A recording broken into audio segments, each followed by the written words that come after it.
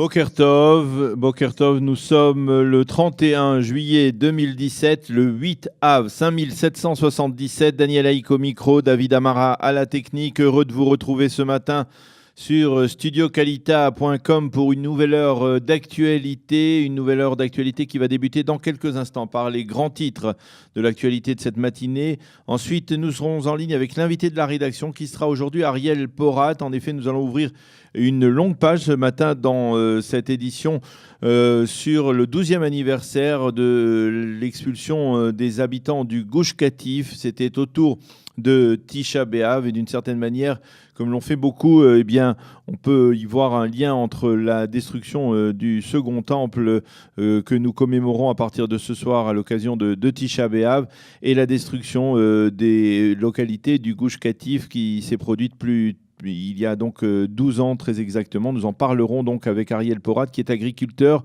qui a vécu plus de 20 ans dans le Gush Katif à Gadid, et nous parlerons donc de ce que lui a même vécu comme un khurban, comme une destruction, la destruction du Gush Katif et l'expulsion donc de ces 10 000 habitants juifs. Vers 8h30, nous écouterons un second témoignage d'une habitante du Gush Katif. Il s'agira cette fois de Monique Zerbib de Netzer Razani. Vers 8h40, je vous retrouverai pour la revue de la presse et des médias israéliens. Et vers 8h50, c'est Eliana Gurfinkel qui vous parlera et qui vous donnera, toujours dans l'esprit de Tisha B'Av, sa chronique Un jour notre histoire, qui sera consacrée ce matin à la Ménorah qui était dans le Saint des Saints, dans le Beth Amikdash, dans le second temple, dans le premier et le second temple de Jérusalem.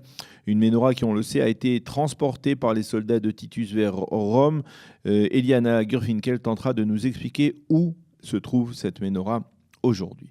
Voilà donc pour l'essentiel de cette heure d'actualité que nous allons passer ensemble. Et nous commencerons donc cette heure par les grands titres de l'actualité de ce matin. L'avocat David Shimron sera à nouveau interrogé dans l'affaire des sous-marins. Cet interrogatoire fait suite à des révélations faites hier soir sur les chaînes 2 et 10 de la télévision israélienne, selon lesquelles l'avocat, qui est, on le rappelle, le propre cousin de Binyamin Netanyahou, l'un de ses plus proches conseillers, on parle même d'une éminence grise du Premier ministre, aurait dû recevoir 20% de la commission sur la vente des sous-marins allemands à Israël.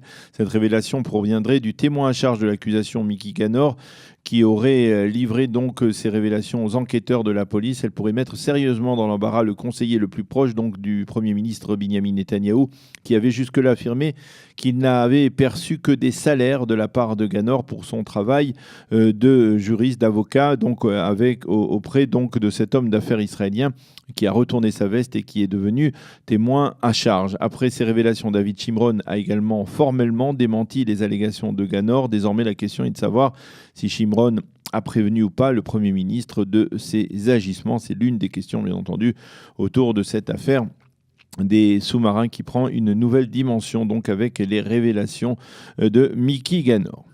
Hier, à l'issue d'une lecture de près de 4 heures du verdict, la Cour d'appel militaire de Tel Aviv a décidé de confirmer le verdict de culpabilité d'Elor Azaria et la sentence d'1 an et demi de détention à laquelle le soldat israélien avait été condamné en février dernier, 11 mois après les faits. La Cour a très formellement condamné l'acte commis par Azaria. Il s'agit d'un acte interdit, grave et immoral qui jette l'anathème sur le soldat et sur l'ensemble de Tsahal, a écrit le président de la Cour d'appel militaire israélienne. Par conséquent, après la confirmation de ce verdict, il a été décidé qu'Elor Azaria entrera en prison le 9 août prochain. Hier, tout de suite après la lecture du verdict, l'avocat d'Elor Azaria, maître Yoram Sheftel, qui est un avocat, il faut l'avouer, très controversé, a poursuivi dans son approche jusqu'au boutiste dans cette affaire. Il a annoncé son intention de faire appel devant la Cour suprême israélienne. Légalement, c'est tout à fait possible, mais traditionnellement, la Cour suprême, disent les juristes, n'a pas l'habitude de casser une décision d'une cour d'appel inférieure, qui plus est lorsqu'il s'agit d'une cour d'appel militaire. Mais dès hier, des pressions ont été exercées sur l'ex-soldat israélien, Elor Azaria, qui s'est entre-temps, vous le savez, libéré de l'armée, afin que la famille Azaria admette qu'il est coupable et qu'il puisse entamer donc sa période de détention et très vite formuler une demande d'amnistie totale ou de réduction de peine de prison auquel la justice l'a condamné.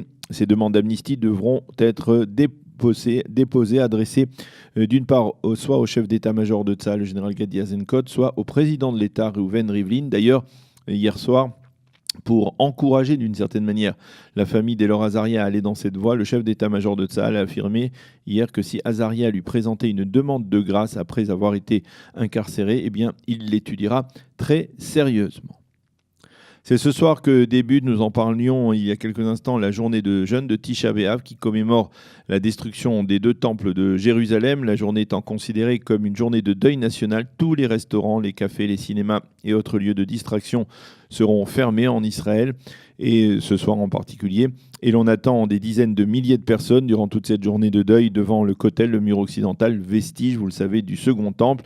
Il faut également souligner que depuis quelques années, la soirée de Tisha B'Av est mise à profit dans différents cercles en Israël, y compris des cercles non religieux et non pratiquants, pour procéder à une sorte d'examen de conscience sur le sens de la présence du peuple juif à nouveau sur sa terre après près de 2000 ans d'exil, et sur la nécessité de trouver des dénominateurs communs entre les principales composantes de cette société israélienne qui trop souvent se divise et clivée. C'est l'un des objectifs donc de ces clubs, de ces cercles de discussion qui sont initiés donc en particulier pendant la soirée de Tisha B'Av, ce soir sous l'étiquette Alayla Lolomdim Torah, qui reprend un enseignement selon lequel, dans la nuit de Tisha B'Av, on n'étudie pas la Torah.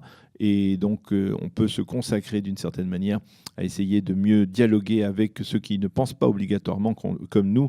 Et c'est toujours très passionnant d'assister à ce type de dialogue, toujours vrai et sincère en cette soirée de Tisha B'Av. La météo de ce début du jeûne de Tisha B'Av sera très chaude et sec.